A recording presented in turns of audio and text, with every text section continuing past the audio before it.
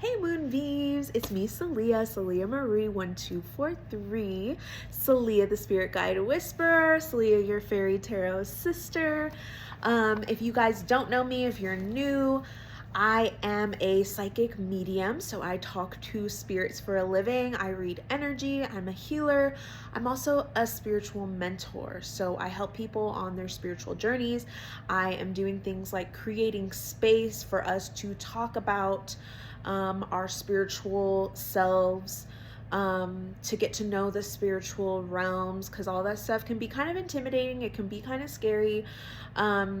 Building community in those areas. So if that all kind of resonates with you, be sure to subscribe for more content on all of that here on my YouTube channel, podcast, TikTok, Instagram, all the things. Okay, today we are talking about purpose. I get asked about purpose a lot as a spiritual mentor. People are always asking me, what is my purpose? Or they're asking their spirit guides, because I do spirit guide readings, what is my purpose? How do I find it? And I wanted to do an overall video for people who are looking to understand their purpose a little bit, because I think it goes beyond what people kind of think. A lot of people think your purpose is just one thing that you are truly destined and meant to do, and I don't really see it that way. I kind of see it as something that's meant to develop over time, something that is meant to unfold. And I think the more that we understand that, the better we can find our purpose and what we're meant to do in this life. I might be touching on a bunch of different things. I will also be doing a reading directly from spirit guides about purpose. I'll probably be channeling during this reading, but I'll do a separate video, a reading on purpose specifically. So make sure you watch that afterwards.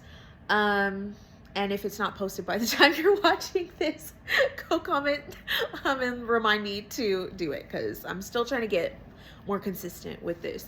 Okay, so, and I have my notes here, ADHD. If I don't have my notes in front of me, I'm gonna go off on a tangent and this video will never end. So just leave that there. Okay, so like I said, your purpose. A lot of people think it is just one ultimate pinnacle that you're supposed to reach. Like, I'm supposed to become an artist. And like, that's all that is, like, once you become an artist, then you have like mastered life. And that's not really how your purpose works. Your purpose is meant to develop over time. And I will share some of my personal story to kind of help you understand, because I truly believe that right now I'm living in my purpose. But I also think, like I said, it's something to kind of keep up with. It's not something that you just get to. One thing that I have, I guess, solidified on my spiritual journey, because I've always thought this, but being on an intense spiritual journey has helped kind of solidify that for me, that everything in our life is a journey. A lot of times we're looking at things as destinations, including our purpose, and it's not. Your purpose is not a destination, it's a journey. Meditation is a journey. Your connection with your spirit guides is a journey. Success, a journey. Health, a journey. Wealth, journey. Healing, journey. You guys see where I'm going here, okay? So a little bit about me. So when I was younger, I wanted to be an artist. I loved drawing. And that question that everybody asks you when you're a little kid, what do you want to be when you grow up? And I'm pretty sure I said a princess first. And here I am. And then I said an artist. And I remember, your family gets excited about hearing what you want to be. But at the same time, I remember it being met with, okay, but it's kind of hard to be an artist. Like, they don't really make a lot of money. And I think a lot of you guys could probably relate, whether you wanted to be an artist or not, that you might have gotten your dreams kind of shot down, right? Oh, I want to be, you know, an astronaut, a lawyer, whatever. And it's like, oh, well, that's a lot of hard work. And kind of, even if they don't mean to, a lot of times our family kind of feeds fear into our dreams and ambitions as kids.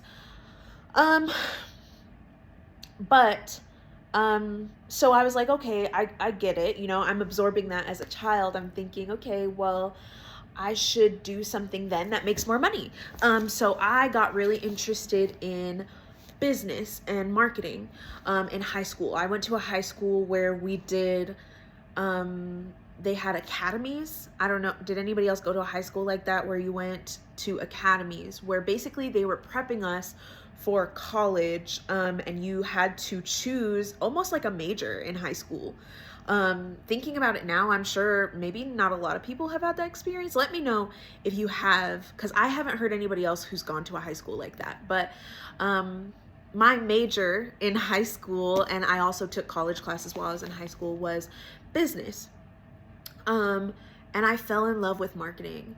I loved how, you know, to get inside of like the human mind and just understanding what people want. And there was also art involved, right? Because, you know, packaging, like I fell in love with packaging and I thought that was all so cool, but I also suck at math. Accounting was terrible. Okay. I was always like, I never wanted to pay attention in accounting. I'm pretty sure I almost failed. My teacher knew that I wasn't good at it. She didn't like me. It was just a whole thing. And so it's funny thinking back on it.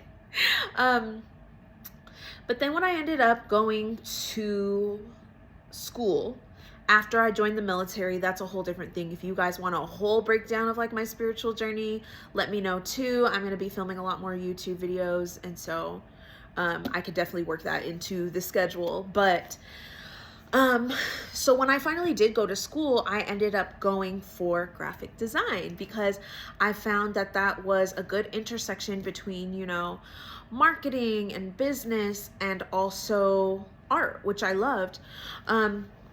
And so I went and got a marketing degree. In the midst of getting my marketing degree, I went through a spiritual awakening. The biggest one of the biggest ones I would say that I have had. And that's when I started reading tarot. That's when I started sharing, you know, readings, tarot, all the spiritual stuff. I met my spirit guides and I started sharing that with all of you guys over on TikTok. And so I went through this huge spiritual awakening. I realized all of these gifts that I had been suppressing, basically, or not really understanding for basically my whole life. And the point that I'm getting to, look, this is why I need to have notes. The point that I'm getting to is, now that I have graduated, I ended up getting a job at for a makeup company doing graphic design. But now I have my spiritual sense of myself. This is my full-time job. This is what I do. I create content. I do readings. I make, you know, I do workshops and ebooks and things like that. But the ebooks is where this all kind of plays, you know, comes together. Like I was saying, it's meant to develop over time. So for me, part of my purpose was definitely going through my spiritual awakening. If you would have told me that a long time ago, I probably would have been like, huh? Like, what are you talking about? But now I am in the midst of designing a lot of spiritual products, decks, journals. My skills that I have learned in graphic design really helped me to have my presence on social media like I do now. And that has been a huge part of my journey and my purpose, because I feel like my purpose has been to be able to reach people like you watching this so that I can help guide other people on their spiritual journey. Because I have had a few mentors, especially in like mediumship, but when I very first started, I didn't have anybody specific to kind of follow and learn from. So I take things from my journey and I'm passing it along to you guys. And in this society where everybody's very driven by our eyeballs and we have short attention spans, graphic design is really good to know in that way. And so any of the ebooks that I've done and things like that, I also have used my graphic design skills to do that. So do you see, that's just a long-winded, that's a long-winded example of how I have kind of meshed things together. And who knows, it still is unfolding.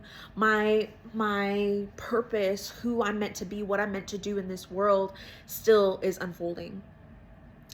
So that might be for you too, for people who are thinking, well, I just have to do one thing. I'm definitely a multi-passionate person as well. I love to dance, I love to eat, and I think kind of pulling all those parts of myself into my purpose is really part of me discovering my purpose in general. Keep in mind that as human beings, spirits going through a human experience in this chunk in time, a huge purpose for us in general, everybody's purpose is to live, is to experience life, is to experience love and experience heartbreak and experience failure. And a lot of you guys are probably like, okay, no, I just want to know my purpose. Like, I'm not trying to fail, I'm trying to know my purpose. But here's the thing, that's part of it. Whether you like it or not, that's part of it. And I think embracing it makes all the difference. But I'm gonna go over some other things too to consider when you are looking for your purpose. And chances are you're already right there in it. Okay, like I said, because it's meant to unfold. So there are 3 or 4 main intersections that I like to think about when it comes to purpose, right? The first 2 kind of go together. So what are you passionate about? You know, what lights you up inside? What are things that, like for me, food, love food. For me, talking. Okay, I love, like, if you guys can't tell by my ramblings sometimes, I'm very passionate about talking. I'm also very passionate about helping people, teaching, because I've been doing that since I was younger. Okay, so passionate, and then something that you're good at. That's the one that I said they kind of go together. What are you good at? A lot of times, not all the time, but a lot of times you become passionate about things that you're good at because you're like, oh shit, like I could do this. I like this, I'm gonna keep doing it. And then you build that passion, you build skill in that thing. So your intersections of your purpose, what you're passionate at, what you're good at, right? What can you do? And this is uniquely yours. And like I said, it's going to develop over time. It's going to grow. You're going to learn a lot from it. It might not stay the same. It might be added on to. You might take some things away as you learn, as you grow as a person. Okay, so then the third thing is what the world needs. That's also part of it. Okay, what the world needs. So if you're good at, I'm just going to use myself for an example, right? If you're good at talking, if you're good at teaching, and the world needs teachers of whatever you're teaching, then that's already part of your purpose right there. And then number 4, what you can make a living off of. I truly believe that your purpose is something that when you are truly living from your purpose, when it's coming from your intuition and not your ego, because that's an important thing to distinguish. Because I think when it comes to, you know, oh, well, I want to be a millionaire, like that's my purpose. And for some people that could be your purpose. That could be in your soul contract for this lifetime. Where, you know, you're meant to be a millionaire for whatever reason. Maybe you're meant to be a millionaire. Maybe you're meant to just live comfortably, break generational curses. That could all be part of your purpose as well. But I truly believe any purpose that we have will be able to sustain us. You'll be able to make a living. You'll be able to do what makes you passionate, and helps people, and what you're good at and what the world needs. So some other examples of this, right? I remember a client a long time ago, if I'm talking about you, hey, comment down below. I'd like to say hi to you. I've had so many readings over the past few years, but I had one client and we were talking about purpose, and she was saying how she felt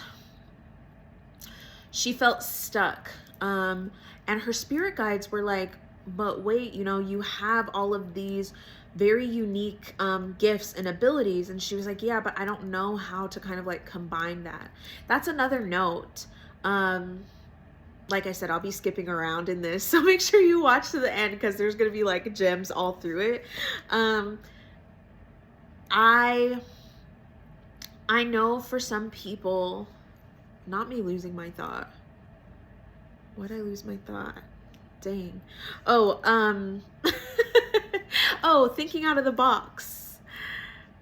A lot of people, we think about, you know, oh, well, I want to be a lawyer, I want to be a doctor, I want to be a nurse, and we don't think that there's more than one way to go about each of those things. Or, you know, if somebody's like, oh, I love, I want to be a professional basketball player, I think it's important to look at why you want to do that thing and kind of dissect and go deeper, because that'll show you a little bit more about why you actually want to do that thing and what you can do to be out of the box. So for example, if you want to, if your thing was always to be like an NBA player, oh, I want to be an NBA player, because you love basketball, right? You're super passionate about basketball, but maybe you're really short and you don't have enough skills to be in the NBA. Let's be honest here. But here's the thing, there is it that you wanted to do that, and it could be coming from your ego, or it might not. Or do you really just love basketball? Do you really just love the NBA? You could be something like a physical therapist in the NBA. You could be a coach. You could be an owner. You could be a referee, right? You could be the people who design the stadiums. You could be the people who design the jerseys. You know what I'm saying? So I think especially in this day and age, we have so many different types of jobs, and there are so many different combinations of things. Like I said, if you would have told me when I was younger, because something that I also did want to do when I was younger, and if I'm thinking like there's so many other things that I have combined that really are me living my purpose now, because I also really wanted to be on YouTube, which is crazy. When I was younger, before YouTube was actually like a thing, before it was actually like a, you know, a job, something that you can make money from, like I really wanted to be an influencer. Crazy. I had my cute little YouTube channel, and then I was like, hi, you know, I'm Celia, and I thought it was all about fashion, because I'm like low-key a fashion girl, but I'm more a comfort girl. And so little, like, I don't know, I must have been like 11 or 12. I made a YouTube channel. It only had like one video on it. Nobody watched it but me, over and over. And I put together some kind of like budget outfit or something, girl. Listen. But I remember being like, hey, YouTube, like, I'm Celia.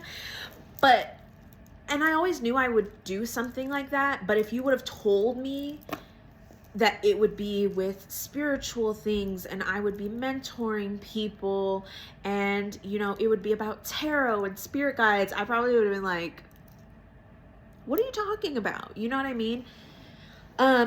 So keep in mind that your purpose can be beyond what you're just thinking. Doctor, lawyer, nurse. Get creative, use your skills, tap into what you love and combine those things. Find different ways that those things go together. I think I cut my own self off talking about my previous client, where she was saying that she was in psychology. She was studying psychology in school. And she was also really, really creative. And her spirit guides were like, why aren't you using all of your abilities? And she was like, well, I am, you know, I'm in college and I'm drawing on the side or whatever. And it ended up coming out that she should look into, because nothing's set in stone either. Excuse me, throat chakra, hello. That she should be or look into art therapy. She can be an art therapist, or even like an art teacher or an art psychologist or something. Like, you know what I mean? You don't have to pick just one thing. Keep that in mind. I always really like to look at what you were excited about as a child, right? And keep in mind as well that your purpose that you are meant to come to in life, like I've said a million times during this, it's a journey and it's meant to unfold. So what your purpose is might require you to unlearn a lot of things. It might require you to heal a lot of things about yourself, because sometimes, you know, when we're headed towards a goal, an ambition, on the way to it, part of our soul contract, if we're looking at it from a spiritual lens, there might be kind of like things that push us away from that, just so that we're able to be brought back. So for example, I do read soul contracts. I tap into people's soul contracts, especially in like my Akashic records readings, my Akashic journey sessions. And we might look at, you know, your soul contract and say, oh, well, you know, you are meant to, you know, be somebody who communicates in this life. And people are like, oh, well, I'm terrible at communicating. But that's kind of the point, is you are supposed to overcome that. Or like for me, for example, and I will be talking about this on Patreon, I'll be talking about midheavens. On Patreon, I will go deeper into your midheaven, understanding it and how to tap into that energy for your purpose. But my midheaven is conjunct my Chiron. And so if I'm speaking like another language to you, that basically means that my midheaven, which is the placement in your chart that kind of is the pinnacle of, in a way, success, but it's like it's a pinnacle in your life, your most visible point, and it is a really good guide, not, you know, set in stone again, but a guide that can give you a little bit more context on what direction you're supposed to be going in life. My midheaven is conjunct my Chiron, which means that my Chiron, which is the wounded healer, is right next to my Leo midheaven, which is like a whole thing. Like I said, I'll get into that on Patreon. But basically that means that my Leo is in midheaven. My midheaven is in Leo, which is about being seen. But the Chiron placement in Leo right next to it kind of says that I also have a fear of being seen. And I find that a lot of us have that kind of, even if it's not that placement, like if you're meant to be a public speaker, maybe you have to get over your fear of public speaking. If you are meant to be a children's book author, maybe you had dyslexia and you had a hard time reading.